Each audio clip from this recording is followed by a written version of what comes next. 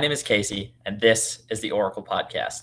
And today we have back on our excellent guest from Kuyon Reader, Brandon. How's it going, Brandon? It's going good. How's it going with you? Oh, it's always good. It's always good to talk about some nerdy stuff, and it's always good to be on the podcast with you. So I am very excited for tonight Oh, you because get. we have Sorry, go ahead. I was no. gonna say you get me in the work clothes You're tonight. Hey, that's all right. I am still basically in my work clothes. I changed pants, but that's about it. Today we have two, or more like one and a half big props. You didn't happen to catch a Night of the Seven Kingdoms in between when we taled earlier, did we? No, No, I wanted to, but my it's really television was good. not plugged in yet. Still is not plugged in. So I I completely understand. I might talk about that a little bit, but maybe we can talk about that more in depth next week when we end up going when we end up doing the finale and doing that whole thing. But yeah, we kind of have one and a half big prophecies, which is the Percy Jackson season 2, episode 7. With the finale coming out tomorrow, we're going to do a little bit of a pre-show talking about that and the changes that they've made and kind of some of our expectations for the finale. And then we're going to talk about our expectation, or excuse me, about the extended editions from the Lord of the Rings and just in general chat about those for a little bit. And then I have a surprise for Brandon for the end of the podcast. So that will kind of be the last segment, is my little bit of a surprise for Brandon. But before we hop too far into things, thank you guys so much for listening. And be sure to check out Brandon and I on TikTok. And be sure to drop us a subscribe and a follow, because it really does help out people. More people find the podcast and more people find us on TikTok and everything like that. So we'll roll on into the episode from there. Brandon, what do you think about the Percy Jackson and the Olympians season 2, episode 7? on the whole, I have to say, episode 7. I think the execution was pretty good. I mean, building on what we've already previously stated with the changes to certain characters. As far as storyline, I feel like they're kind of full steam ahead. I like how they did see episode 7. So Yeah. Do you? So I've been in a little bit of hot water about this, because I apparently am the only one who likes the ending to the Book of the Sea of Monsters. I posted a TikTok about that today, or no, I think it was yesterday actually, and all of the comments on it were like, "You are the only person who likes the ending to the Sea of Monsters," and maybe it was just because I have a lot of nostalgia about it, because it was the Percy Jackson and the Olympians book that came out when I was starting to read at this level. And I read it, and I was waiting for the Titan's Curse to come out after it, so I read and reread it. But hmm I I really do love the end of the Sea of Monsters. It leaves you on such a cliffhanger, and the way that um, the fight with Percy and Luke on the Princess Andromeda, and Percy tricking Luke into revealing that he was the one who poisoned Thalia's tree, and all of that was always such a wonderful thing, because it reminded me so much of the the times when Odysseus tricks the suitors in the Odyssey. And it reminded me of that parallel again. And immediately after reading the Sea of Monsters, I got really into the Odyssey and that sort of thing. So it was kind of just this big build up into that. But um, a lot of people do not like the ending to A Sea of Monsters. How do you feel about it? um, I didn't have an issue with it. Should I have had an issue with it? I don't see any kind of. I enjoyed it. Uh, Yeah, I really enjoyed it too. I think that the way that they ended in the book is awesome. But lots of people think that the way that the party ponies show up is kind of goofy, and they don't really like the kind of mystery that they set up at the end of it. So a lot of people are really excited about this change that they made to take the battle off of the Princess Andromeda and move it into camp and make it a bigger scale battle instead of just a one-on-one sword fight between Percy and Luke. I I can get what they were going for, but I probably liked the book a little better. Maybe just because, it's my original source. Like if the show was the first thing I was watching, maybe. But Hmm. I feel like the one-on-one with them is very important. I feel like sometimes the bigger picture isn't so necessary. Um, but I mean, I can kind of see both ways. I think they both work in their own ways. I think so too. I think that the ending to the show is going to be good. Like I'm really excited to see this next episode, and the finale is going to be awesome. For audio only listeners, there is that there a cat has appeared and in Brandon's screen.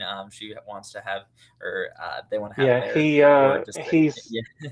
special guest star who was apparently hiding in my room. I didn't know he was here. We have a special guest star. What's his name? His name is Baba Yaga, because he's the boogeyman. Ah, Because he yes, the pops out of boogeyman. nowhere like he just did. Goodbye, John Wick. It was great to see you. Um,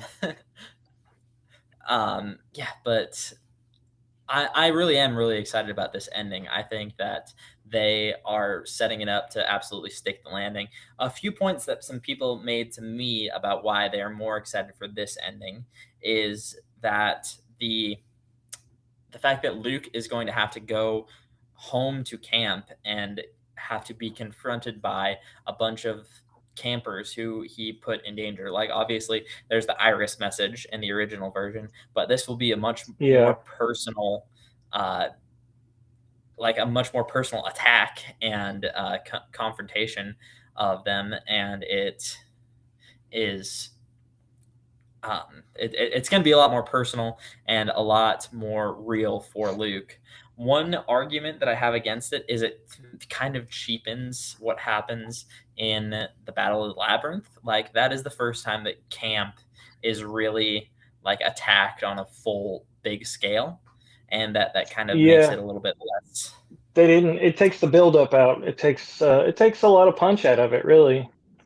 Yeah, because that is the first real point where like obviously there's the threat of them bringing a large scale force into it in this one because the barrier is being weakened and stuff, but we never see Camp Half Blood actually face a large scale force and a large scale invasion until the Battle of the Labyrinth. I'm talking myself into not liking this more the more I talk about it, but I really am really excited to see the last episode, and I'm really excited to see what they do with it. But narratively, I am talking myself into liking it less. I do feel like they might be slightly falling into the Game of Thrones thing where they want a battle at the end of every season, like they want every season to end with a big battle. And Yeah, I think that this season may higher have been visual it may have been stakes. better. Yeah, but I feel like this season may have been better spent with that mono a mono with Luke. But again, what do I know? I agree. And we've discussed this before. It's the transition from written word to a visual medium where people talking one-on-one battles with a lot of exposition, they just don't hit, especially when you're trying to hook a new audience. Because you're not trying to tell the story just for the people who know the story. You're trying to tell it to new people as well. And so I get it. I'm kind of like you. The more I'm thinking about it, the less I'm liking it. So I'm trying not to think about it Yeah, I'm trying to just enjoy it and have fun with it. because my height gauge is kind of starting to do this, and I'd rather I'd rather full throttle it. Yeah.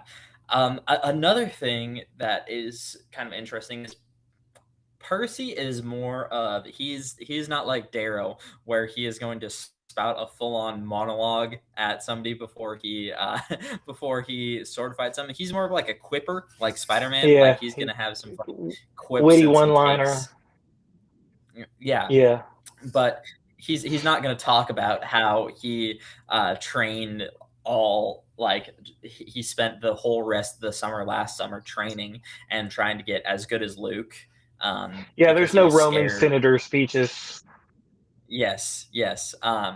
But that is a big plot point at this point in the books is that Percy is shown to be almost equivalent to Luke in a sword fight at this point, and Hmm. that was a big plot point from last year when Percy was not an equal to Luke. He was really good, but he was not an equal to Luke last year. And so it's meant to show this character progression from Percy becoming a good swordsman and great when he was in contact with water, but into a great swordsman alone, like in any circumstance.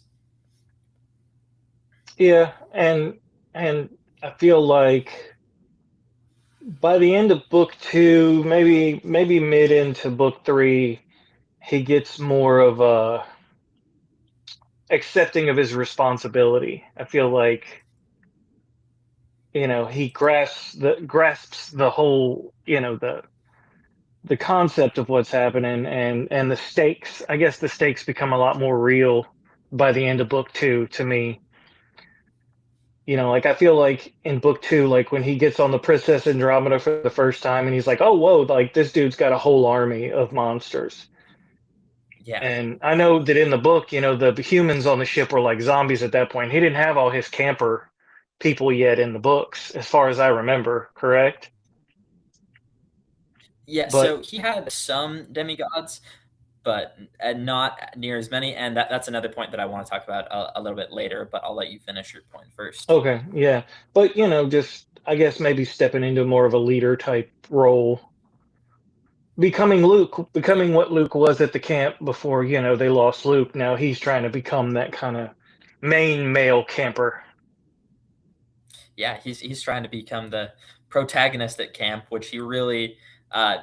This book is about Percy realizing that he can't always be, which I'm gonna talk myself and hype myself up about the book again and why the book is so great. But it's about Percy realizing that he's not the hero, which I don't want to spoil too much, but that becomes a huge thing later in Hmm. the series that Percy is not always the hero, and it's Yeah, yeah I'm just realizing some things more that like this book and next book really set some things up later in the series to come back and make it pretty obvious about what Rick Riordan was trying to do at this point, but I'll talk about that later on in the series because I'm trying to spoil a little bit yeah, less. I'm trying to do less spoilers in these episodes, but again, it's really hard not to. Um, but the other thing that I wanted to talk about is there are a lot more at this point named campers of the Olympian gods on Luke's crew than we are ever introduced to in the books. And yeah, I want to know your thoughts on that because that is another complaint that a lot of people have had is that in the books it is said that Luke's crew is mostly comprised of children of the minor gods or yeah. unclaimed campers in from the Hermes cabin. And in this show, we have at least an Aphrodite kid who has the ability to charm speak, which I want to talk about later at some point. I want to talk about him and his ability to charm speak. But we also have the other gal whose name I cannot remember, Allison, Hmm. who is believed to be a child of Apollo. So Yeah, I and think it's doesn't said that she's a child. exist. Yeah, and those two That characters are both new for the series. So I just want to know your thoughts on them. I I wasn't a huge fan. Um, I feel like there were enough characters in the books themselves to kind of carry in. And I remember watching the first few episodes and they were talking about Chris Rodriguez, and I'm like, wait a minute, he becomes a player in the books, but not until a lot further into the books. And Yeah. I'm trying not to spoil things, but as you know, you've read all the books. It kind of You know what? negated his whole Spoilers. argument. Spoilers. We're doing spoilers. Let's just talk about the spoilers. Yeah, well, so Spoilers like for the rest of the series. Yeah. it's kind of but I'm his motivations are clear in the book, and they're just not as clear in the show. That's the least Yeah, spoilerish and I can be with it, to the point of, his biggest complaints aren't really complaints in the show itself to me, yeah, because he seems to be and in a position of power, like he's a dude people listen to. He's not a child of a minor god that nobody takes seriously. Everybody's taking him seriously. yeah. The other thing that a lot of people have an issue with is, uh, like you said, how like Luke doesn't seem to have as valid of an argument because it isn't shown at this point to be a uh, Luke's argument doesn't seem to be as valid at this point. But another argument is that we have all of these supplemental characters who are children of minor gods who could have introduced, as opposed to this Apollo girl or this kid from Aphrodite. I do, however, love the kid from Aphrodite, and let me tell you why. I think that it would be incredibly smart, like if there was a young man who did not fit typical gender roles in the Aphrodite cabin, he would probably feel ostracized by Aphrodite, because we know that Piper kind of experiences something similar to that in the Heroes of Olympus series, and Hmm. especially in the Trials of Apollo series, that's kind of fleshed out more. But if there was someone like that who had the ability to charm speak, Luke would definitely try to recruit them to his team, because for those of you who haven't read into the Heroes of Olympus series, Charm Speak is this ability to lace your words with a little bit of magic, that some Aphrodite kids have, and to be able to convince people to do what you want. And some people are more powerful than it with others, and they're like varying degrees of it. But it it does seem like this Aphrodite kid does have some ability to charm speak, because he convinces the dock master to let them park the Princess Andromeda at this little dock that is not meant to support them. I've always been reminded of Charm Speak when I watched Umbrella Academy. Did you ever watch Umbrella Academy? I love Umbrella Academy. It's one of my favorites. So Season 2 is she the best season ever. so she pretty much has Charm Speak, only she has to say I heard a rumor, but she does the same thing. Yeah, Hers is maybe a it's little more powerful than regular Charm Speak, but it's the same basic premise, that yeah, yeah, she's urging you with her power to do what she's telling you to do. yeah. So, Piper is like the most powerful example of it that we get in the books and stuff, where she is able to, like, at the end of Heroes of Olympus, she is able to influence like huge crowds um, of monsters to do what she wants, and she has some other really powerful feats as well. So she becomes really powerful with it. But like, there's another character who is introduced at the beginning of that series who is not nearly as powerful as she is, but she has a little bit of charm speak. So there's mhm, varying degrees of power with it. yeah. Um, and I think that he is a great example, because he hints at something that happens in the something that we don't find out about until the fourth or fifth book. We kind of another. I'm and again, I'm trying not to spoil too much here, but that there's a plot point that gets revealed in the fifth book that is very that is very heavily hinted at by his Hmm. involvement with Luke's crew. So that's all the more spoilers that I want to talk about with that. But I do kind of like the fact that there are some children of the major gods. I still wish that we got some children of the minor gods, but I do kind of like the fact that there are children of the major gods in Luke's crew as well, because it adds a little bit of nuance to it.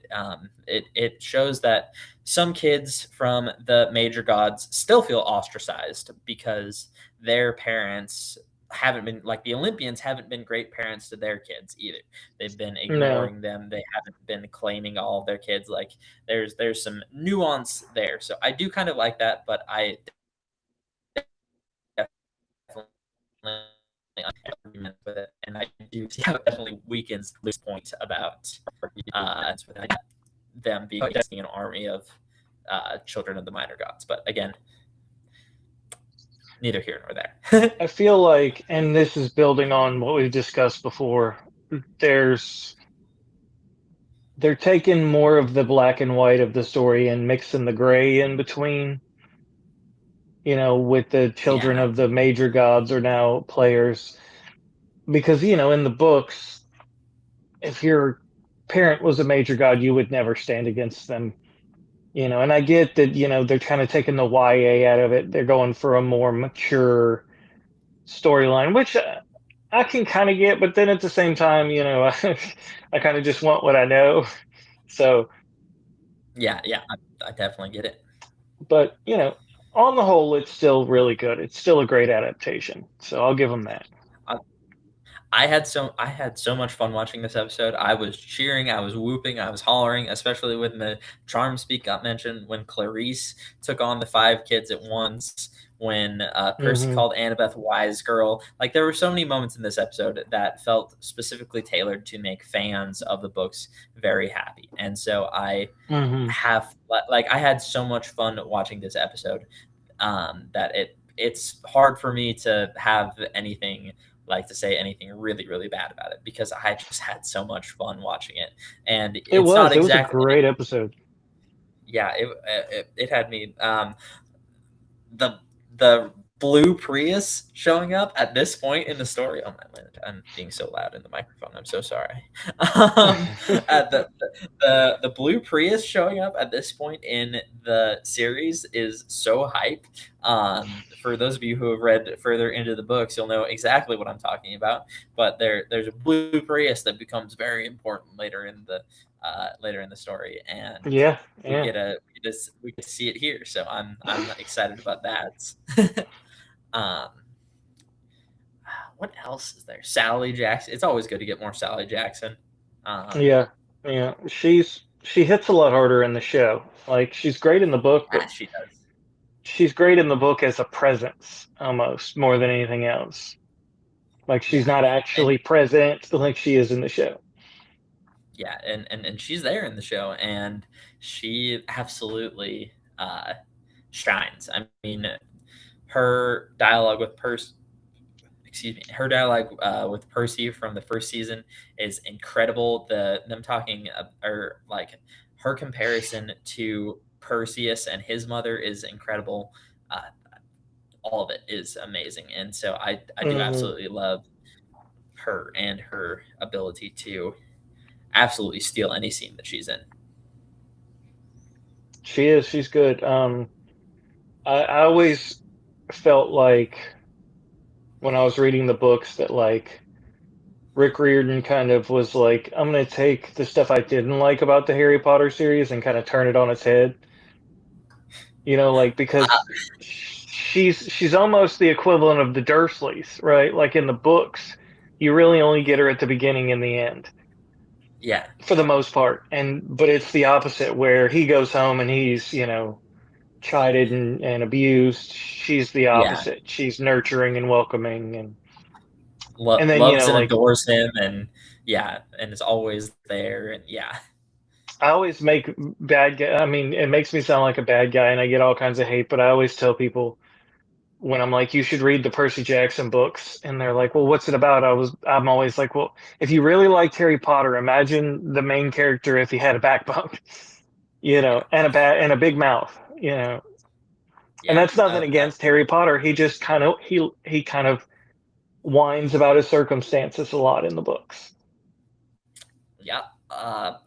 This is one of my I love Harry Potter. I have the most adorable picture of me. I have several signed copies of Harry Potter books. I love Harry Oh, Potter. see, I do too. I love them. Don't get me wrong. I'm not bad mouthing Harry No, Potter in any no, way, shape, or form, I but I badmouth Harry Potter more than anyone because they're bad. Like I'm not gonna get on the soapbox, but it's hard not to. the the green the Green Got Spankers are a incredibly offensive allegory for a certain minority Yes, that is absolutely, absolutely. that is terrible for it's I like that's the most egregious thing that anyone has ever put to writing, and the way that she handles groups of magical creatures, again, I love Harry Potter. I grew up on Harry Potter. I probably do a yearly read through of it, but man, there are parts of the Harry Potter series that really, really bother me. And Rick Riordan doesn't do that stuff. Like No. he takes the abusive parent out in the first book.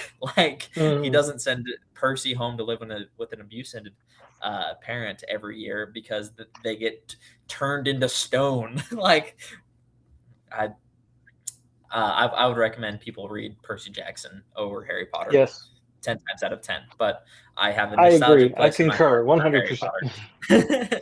Yeah. On to the next point because I do fear that we might get some hate for this, but you know what? You gotta have hot takes now and then. Why are you watching a Percy Jackson podcast if you expect us not to put Percy at number one? Yeah, Percy Jackson is the number one protagonist. There are probably others. Darrow's probably up there. There are probably some others that are up there pretty high, but I love Percy, man. I think that Percy's amazing. Yeah, I agree. Absolutely. Any other points from this episode that you want to talk about, or talk about the series? Oh, I actually I apologize. I do have one more thing to say. That one of my commenters on one of my TikToks this week pointed out how this series is going to be very symmetrical. So we started off the first two episodes go. We start the episode where we go to camp, and then we get onto the Princess Andromeda uh, at the end of the second episode. And these last two Hmm. episodes, we get off of the Princess Andromeda and we go to camp. So it's very symmetrical, and it takes four episodes. And like the getting the fleece is very nicely centered in the middle there. So their adventures in the Sea of Monster, and it is a beautiful illustration of how the return journey is just as arduous as the journey to get to um, them. And I feel like that is a great illustration of what the Odyssey is, what a journey is the return journey can be just as difficult. So I thought that that was very cool. I agree. Because, the Odyssey is an entirely the return journey in its own way. So, Yeah. Yeah. It's a 6 year journey that should have taken 4 days, yeah. or a 20-year journey, but you know what I mean. And it can be boiled down to what did we learn? Don't anger Poseidon. Yeah. Don't make Poseidon mad. Don't mess with Poseidon's Cyclops children, which, you know. Especially not if you're planning on going across the ocean. Yeah, or you're not also a child of Poseidon. Yeah. Yeah, I can't wait for the finale. I think the finale is going to be great. I'm I can't wait for the optimistic. finale. And it got announced that the new season is coming out in December of this year. So season 3 is Yeah. coming out so we're getting such a close turnaround. I'm super excited about that. Oh, and we have some live chats from the Iron Tyrant. He is one of my absolute homies from on TikTok. He comes and watches all of my uh, all of my lives and stuff on TikTok. Um, yeah, he says that Sally cutting her phone conversation with Grover right to the point is amazing, and Potter is a plot hole filled story, and its creator's actions and what she does to groups in these books. Yeah, I completely agree with you, Iron Tyrant. It's honestly a shame to see like what she does in those stories to the house elves, to the to the again we could go over this for an hour, but Yeah. let's stick to talking about good stories with good representation in them. Um, any last points? No, I think we covered most of it. I'm ready for the finale now. What are we tomorrow, right?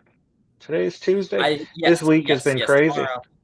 No, my week has been as you can probably tell, we're recording this on Tuesday, and we normally like to record on Sundays. Our recording has kind Yeah, of just gotten pushed back and pushed back, just through personal life stuff on my end last night, and it's just yeah.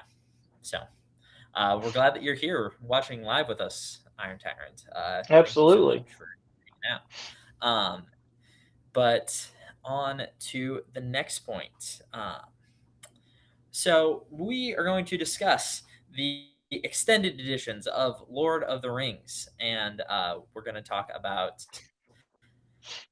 the differences.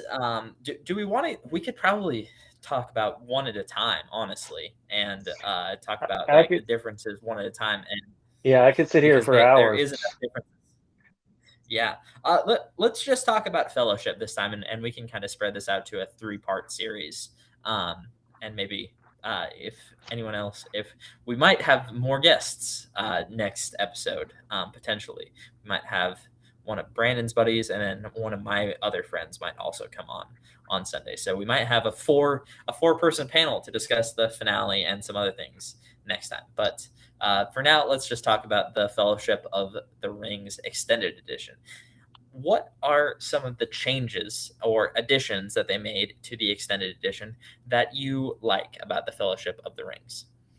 Um, the story set up, even from the jump, there's more exposition into hobbits and the world, and you know, I, I remember seeing the first movie in the movie theaters, like the day it came out. My brother took me to see it actually, and it was the theatrical version. And then, of course, I have every copy. I have the original extended editions in a sleeve that looks like books. I have the Blu-ray editions. I don't really know how to watch anything but the extended editions now, but I Yeah, mean they're lengthy, and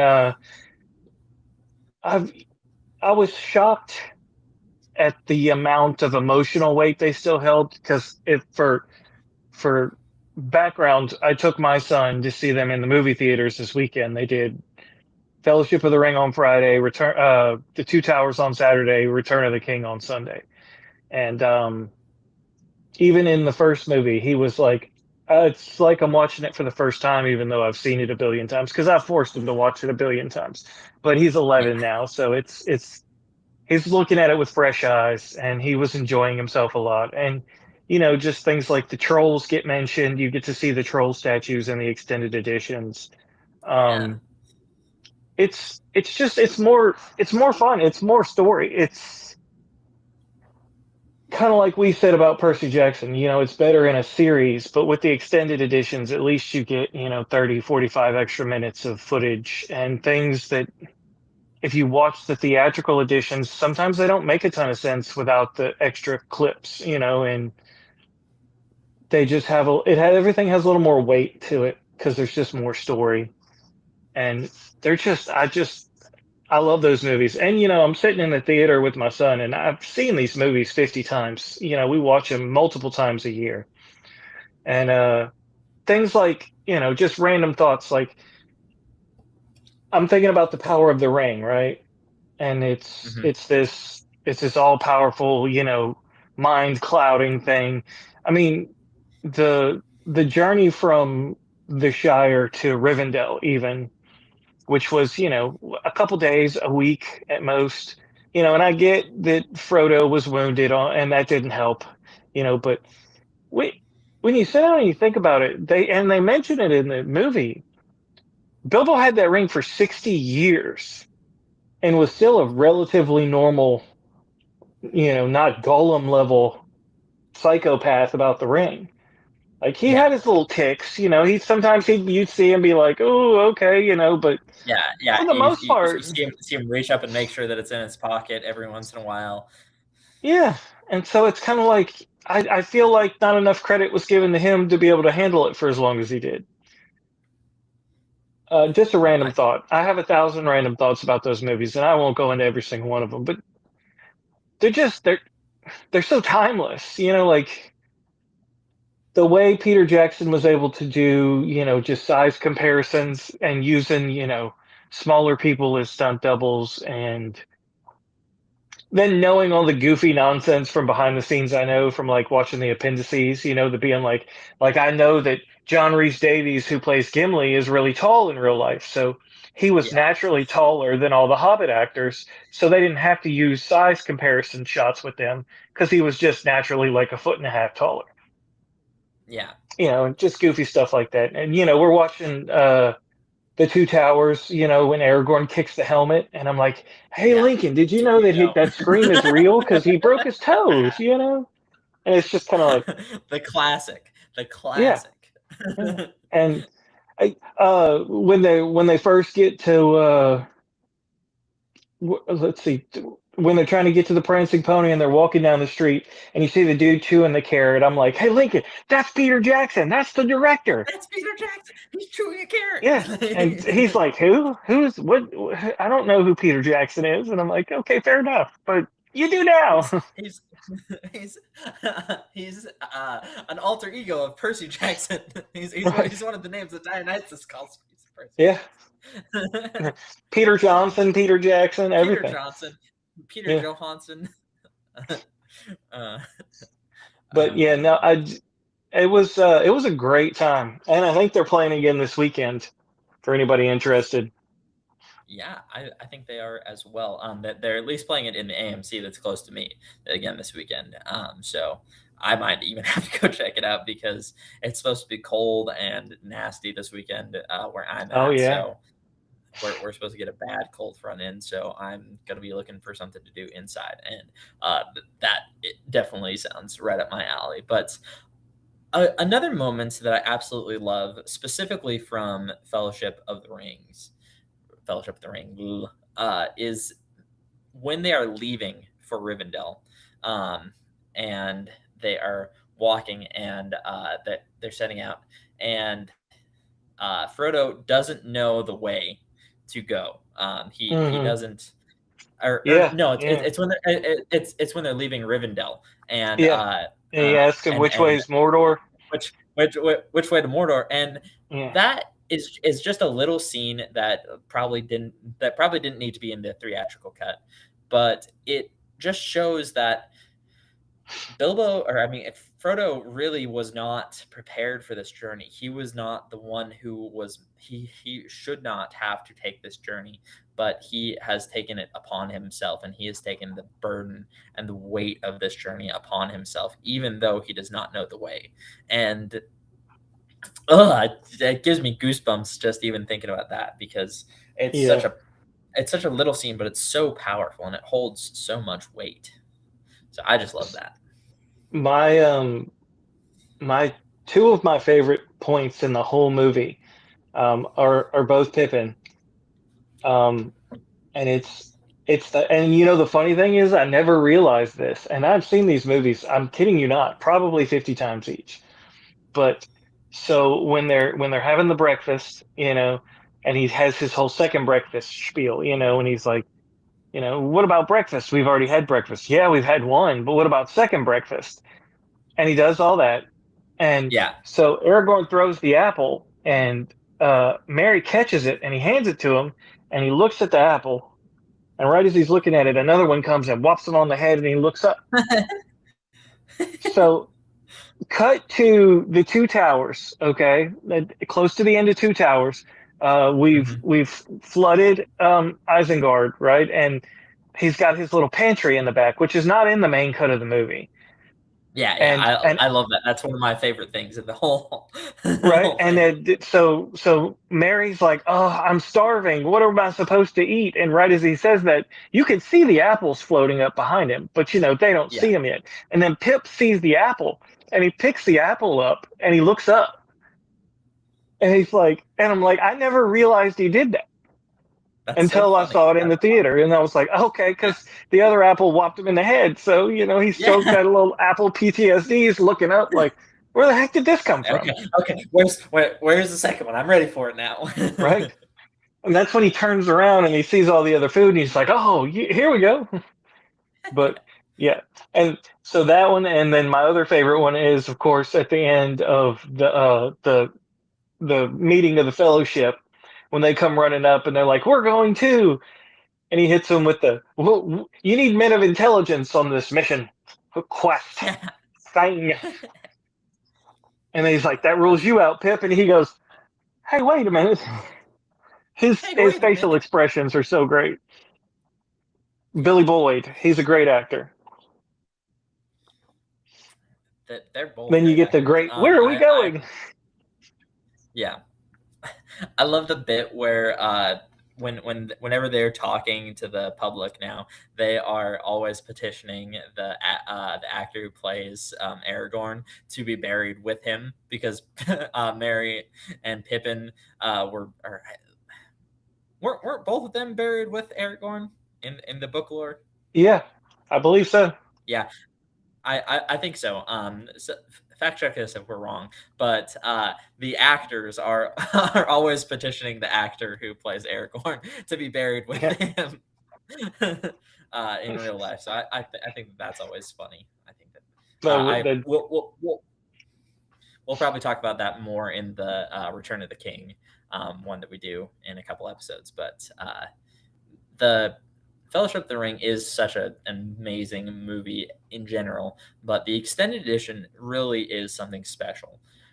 The little moments that it adds and the weight that it adds and the immensity of the journey that it carried, like it really makes you feel that they are having to walk all the way to Rivendell and all the way to the mountains, and like it really makes you feel the distances a little bit more. So I really enjoyed that about it as hmm well. and the action scenes are a little longer. Um, Yeah, you get a little more Legolas being Legolas. yeah. You get a little bit more Boromir being Boromir. Oh yeah, Yeah, it was just a good time because I had my son with me, and so he was first. He told me I had to shut up. He was like, "Stop quoting, stop," and I'm like, stop, I stop. can't help it. It's not something I can I turn off." I physically cannot stop. Yeah, I gets wired in my brain. I'm right here. I'm Oh, a wizard is walking. never late, nor is I he was early. he arrives simply when he means to. Yeah, I can't. And another thing on the big screen that you don't see on like even on the biggest TVs is just how amazing of an actor Ian McKellen is. How he it, conveys everything with his face so well. yeah, even his like little like smart alegory right there, where he's just Yeah. absolutely toying with everyone around Or him. like the way It's he drops his eyebrows when he's like, "We're not going to do that," and you're like, "Oh, like it's very like you didn't even have to say that, and I knew how you felt." yeah, it's I he again, everyone in that movie are incredible actors and actresses. They're phenomenal. It was there's it's probably I mean it's got to be my favorite adaptation. I'm not gonna lie, I can't think of a better adaptation. No, I can't either. They are so widely beloved for a reason because they just nailed it. Like they absolutely rocked it out of the And the park. the music and the scenery and just like every time I see it, I'm like, why have I not been to New Zealand? I really need to go to New Zealand. I know New Zealand is on my list. It's probably second place on my list, just because Yeah, yeah, it's it's it's incredibly definitely up beautiful. there. Excuse me, sorry, You're fine. but yeah, it's a wonderful series, and if you have a chance to see it in the theaters, if you've never seen it in the theaters, you have to. Yeah, Don't wait for the you need to 50th go watch it in theater. anniversary. Yeah, no kidding. Man. Well, do you have any more points you wanted to make about Lord of the Rings, or Do you want to move on to our last segment, the surprise segment of the? I'm kind of interested in the surprise segment, so I say we segue into that now. Okay, so for today's surprise segment, I have a trivia game for you. It is all about the first book in the Red Rising series, and Okay. if you get more than half of the questions right, then for those of you who haven't seen it yet, because it's not out yet, so that would be all of you. I am getting ready to put out a little bit of merch, and it is going to be a very limited run. And I showed Brandon the other day the logo for it. The former co-host Blake, he's an incredible artist, and he made the merch logo. But I am so excited to share it with you guys when it is eventually ready to go out on some hoodies and t-shirts. But if you get more than half of the questions right, I will upgrade your free t-shirt that I'm going to be sending you to a sweatshirt. Okay. Okay. I'm All gonna right. dig deep. I feel like I know enough about the book, but you never know. So I was gonna say I imagine that you'll probably these aren't like the super like I'm not gonna like what's the third word in the fourth paragraph or anything like yeah. that, but you should get most if not all of these right, but we'll see. So for the first question in our Red Rising trivia game, it is which um which clan always won the laurel? Oh, that is because it's what Lyria is in.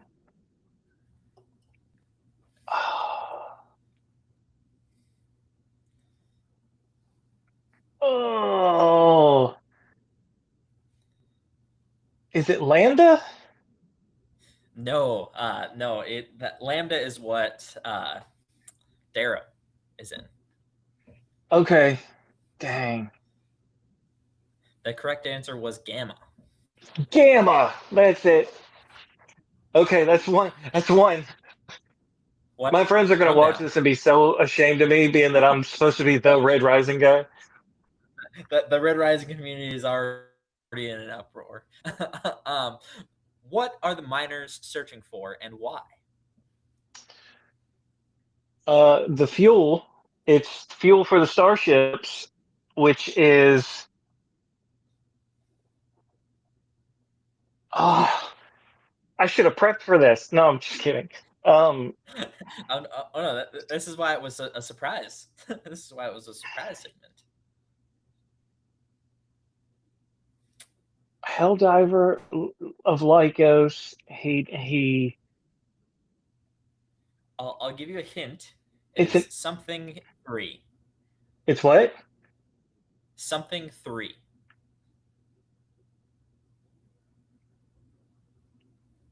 It's not Mercury. It's like it's an element name. Mm-hmm.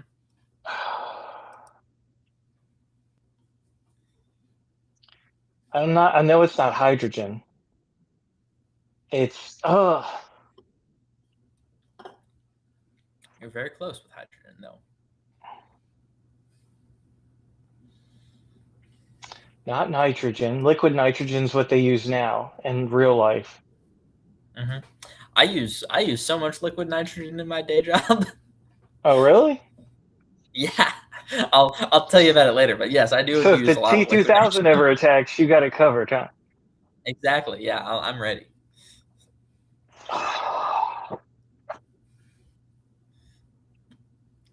I'm so ashamed of myself right now. Oh,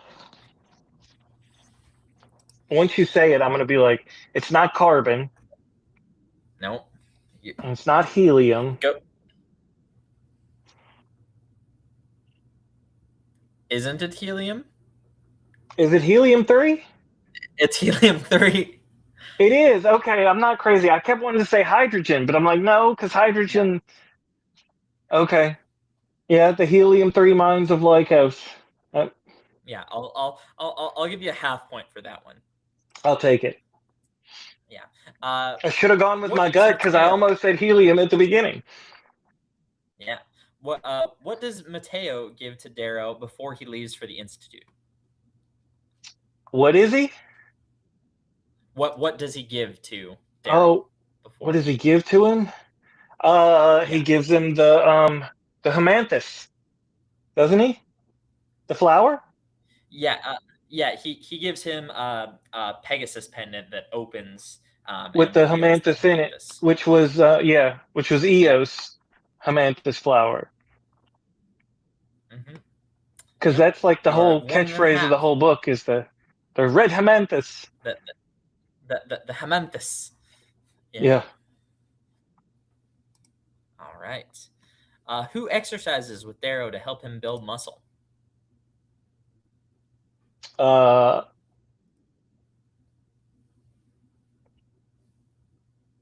I'm trying to remember her name because she's I'm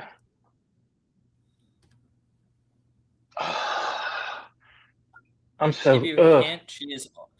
She's only in 2 books. oh yeah, She might yeah, actually. She because might be shoved. Yeah. Harmony. Hmm. I couldn't think of I knew her Good name was job. started with an H. Yeah, no, she's a monster. Yeah. Yeah. She's I'm not yeah. going to say anything She's a else bot. because I don't think you've read the last 3 books. She's in those. Oh. Oh no. Yeah, Oh no. she's Oh. not a good person. She's very Yeah. Okay uh, then. see, yeah, Um. because when I said Lyria, you don't even know who Lyria is yet, do you? No, I don't. I'm Okay, still trying to get through. we got to get you in these I know. books, man. I know. I'm working on Iron Gold still. I started Wheel of Time, and I've had a hard time reading Iron Gold after I started that. Yes. And we can have a whole nother episode about how Rand is the worst main character hero of all time.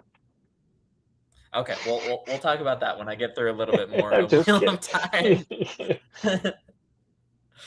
um, who wants Darrow to be transformed into a gold, and who does the transforming? Mickey is the carver. Hmm. Darrow only ever meets Dancer, but Ares is the one who wants him to become a gold. Excellent, excellent. That is I exactly see correct. now. Now, when I know the answer, I'm gonna have to layer it. I'm trying to sound smarter than I am now. It's all right. Who does Darrow face in the passage? Oh, that would be Cassius's brother, whose name was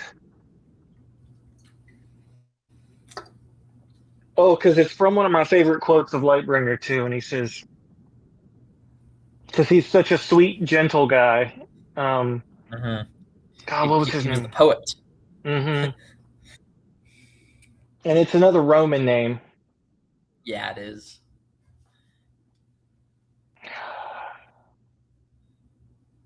It's not Cato. Cato was the other guy. His name was.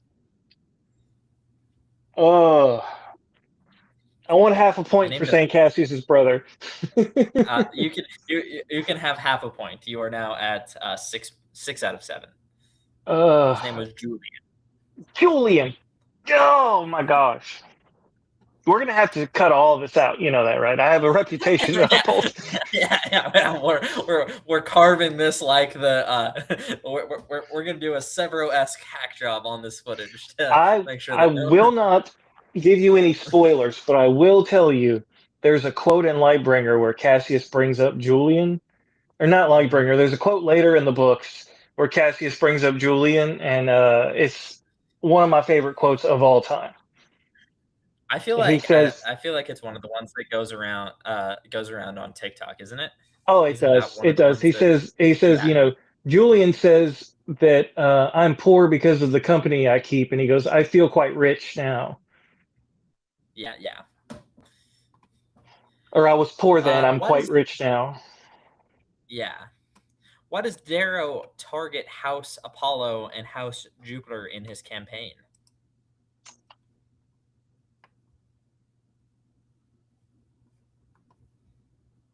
Because of the did they tried to kill him, didn't they? I know Apollo that's is the Proctors. The Proctors. I want to say because he wanted to be House Apollo, I think, but he's House Mars. Huh. I'm just gonna say because they're the strongest houses. partial credit. The proctors are helping those houses, and they throw their support. Those two houses and their proctors throw their support behind the jackal. Yeah. Yeah. So AKA Darrow is trying to get Adrius. yes, I know his name. yeah. They are trying to so Darrow is trying to get them kicked off of Olympus because of the because of so that they can nepotism. exactly Yeah. yeah Leave it to the Red to not like the nepotism. yeah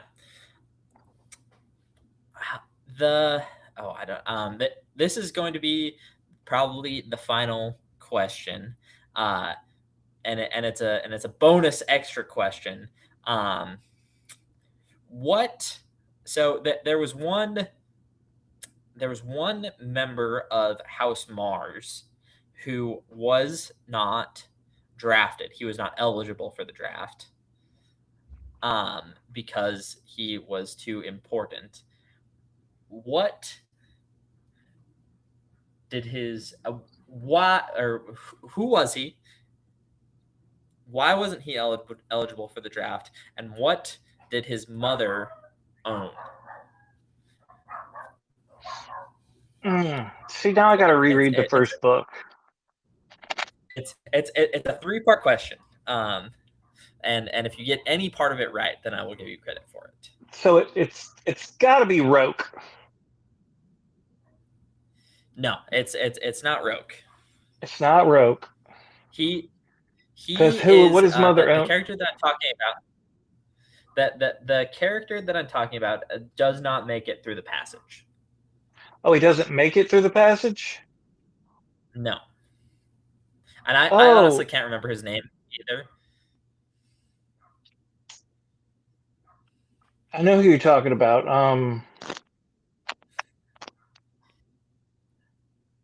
And he was the only one who scored as high as Darrow did on the test. And I can't remember Yeah, his because name, everybody's honestly. shocked that he didn't make it through Yeah. because it was Severo I that can't killed remember him. his yeah, because it was Severo Because who they got put him him. up against Severo because they wanted to get rid of Severo, and he wound up winning. Yeah. Severo ended up whooping up on him. I Yeah. can't remember his name, so we'll take that question off of the deal. But why was he exempt from the draft? And what does his mother own?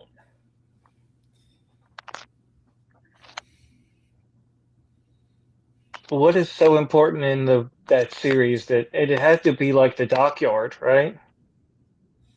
It's close. It's she owns one of the moons. She owns one of the moons of Mars. Uh, okay. And then Or she has hmm. like stakes in it. I can't remember if she like completely owns it, but she Yeah, owns she like owns like the whole mining rights to it or something. She's got a something lot of like that. influence. Yeah. Yeah, because he was the first one to get drafted, wasn't he? Or he was exempt, but he went straight to Mars Yeah. because of her. Yeah. So she did not want him to be drafted because he didn't want one of the other people having influence over. Like she didn't want She didn't one want of the other anybody like him being used proctors as a or pawn. exactly. Yeah. She didn't want Yeah. him going to one of her like a house that her enemy was the proctor of or something like that. Hmm. Yeah. Dang, I Yeah. cannot remember So his name. I can't remember his name either. We'll call it there.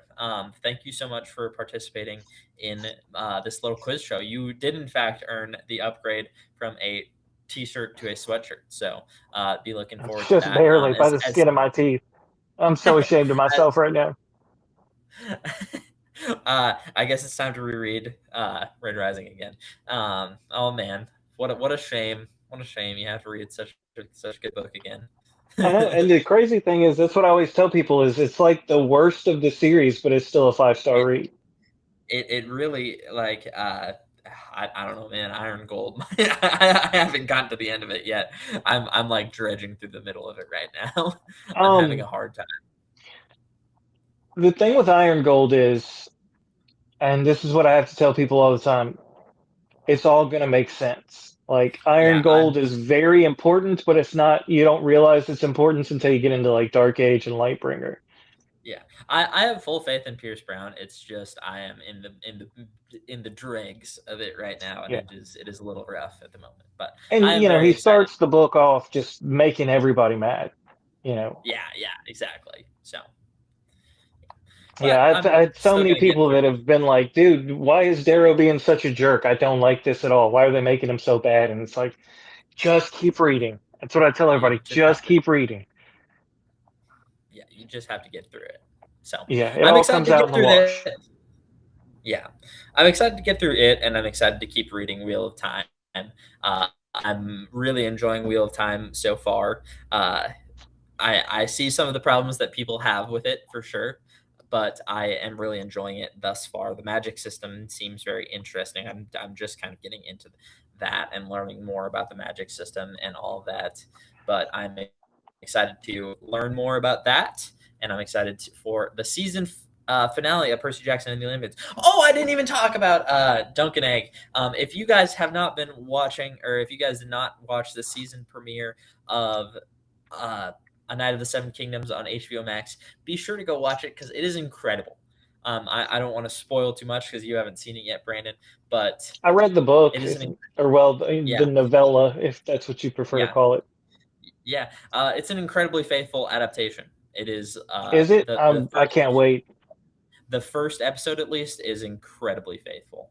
Like you take the opening monologue from the book and like maybe cut out like one sentence, and that's the opening line for the show, and stays incredibly faithful to like it hits the important moments and it expands on it. So like it's a short book already, and the show is fairly short too. It's only 40 minutes, and this is the longest episode, but it still manages to find parts to expand and to flesh out, but they all feel very in character and very in keeping with the themes and the tone of the show. It's not as big and bombastic as Game of Thrones. It was never meant to be because it's a Yeah, yeah, cozier story about one guy instead of a it multi is.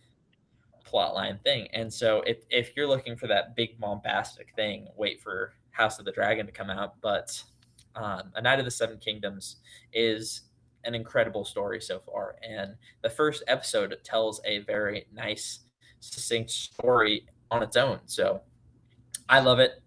I am going to be looking forward to Sundays at 9 o'clock for myself because, Mhm. yeah, again, I'm so excited. So we'll get the next episode of that on Sunday, and we get the final episode of Percy Jackson and the Olympians tomorrow, and we will talk about that probably on Sunday if schedules allow. We'll talk about that on Sunday with hopefully one or two more guests on the pod for you guys. Fingers crossed. Fingers crossed. Anything you want to shout out before we hop off the podcast, Brandon? Um, I don't think so. I think we covered everything. Read Red Rising. Don't listen to me and my terrible trivia. Um, and I will be caught up on Dunk and Egg or A Night of the Seven Kingdoms by the next time we talk. Don't worry. All right, perfect. Um, and let's see, anything else that I want to shout out? I don't think so. I think we've covered it all. If you want to tell the people where they can find you, Yep, I'm on TikTok, Kuyan Reader. That's the main place to find me. I have a Discord. Everybody's welcome to it. Send me a message on TikTok and I'll give you a link. Just a bunch of, I say a bunch of, we're up to like 250 people. I But was going to say it's gotten huge. yeah, book community. Just actually not even a book community. A bunch of readers who like to talk about other stuff. We talk about anime, manga, music, anything and everything. All of it. Yeah. It all kind of gets covered. So it's awesome. I wish that I had more time to just hang out on there because it's so fun when I get to actually spend a little time on there. It's a little daunting because there's so many people. So a lot of times I just kind of pop in, interject into a conversation, maybe ask a question. Like today, I just popped on and was like, "Who's read this book? I'm kind of curious. I want to get into more lit RPGs." And so, Yeah. there's always somebody in there that's read it and knows it. I mean, when you get 250 other readers, you can't beat it. You're you're gonna get people who have yeah. Yeah, I really want to get a D&D campaign going again, but I do fear that I absolutely have no time. So a little bit about me and my life and my schedule that's going to be happening is I'm about to have basically no time. So it's going to be basically be like this podcast and maybe a few TikToks from me as far as content goes for the next 6 months because it's going to be my busy season. But I am very excited to continue this podcast through my busy season because yeah, this yeah, has been so much fun. I really appreciate you coming on and doing this. It's always fun to nerd out with you, Brandon. of course, of Um, course. Yeah, it's a blast. yeah. Well, thank you so much for listening to the pod. Thank you to our 3 live listeners that we've got. That's the most that we've had so far. So thank you guys so much, especially to you, Mr. Iron Tyrant. You are phenomenal, and I really appreciate all of your support. Um, Thank you guys so much for listening and watching. To everyone who is not listening or watching live, you guys are amazing. The podcast is doing very well on YouTube and on Spotify and stuff. So I appreciate all the love and support. It really makes this as it's so much fun just to get to talk about it. But when people are listening and watching it, it makes it so much more worth it. So I appreciate you guys so much, and thank you for letting me continue to do this and making it more fun to do it than it already is. Please be sure Absolutely. to go and check out Brandon. Yeah. Please be sure to go and check out Brandon at Kuyon Reader on TikTok and go join the Discord. It is so much fun. Be sure to check me out at the Oracle Podcast on YouTube, on Instagram, on TikTok, probably mostly on TikTok because who has time for anything else? But I post a lot on TikTok. That's where everything goes, and then the stuff that does well gets posted onto YouTube and Instagram too. So if you want a little peek behind the curtain at how I do some of that stuff, but yeah, everything gets thrown on TikTok, and then the stuff that does well on there gets thrown on the other ones. So thank you guys again for listening, and that has been your prophecy.